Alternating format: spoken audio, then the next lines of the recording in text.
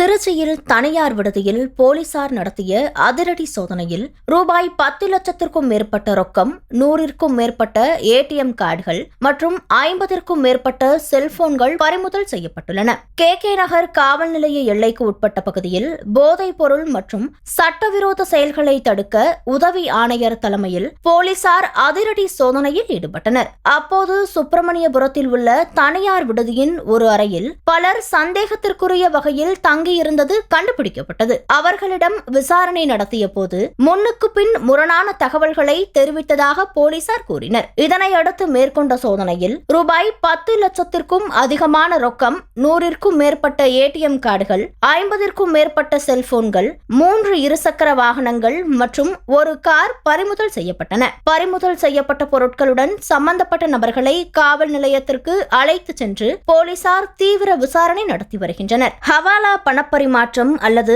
Online மோசடி உள்ளிட்ட சட்டவிரோத செயல்களுடன் தொடர்பு உள்ளதா என்ற கோணத்தில் விசாரணை நடைபெற்று வருகிறது.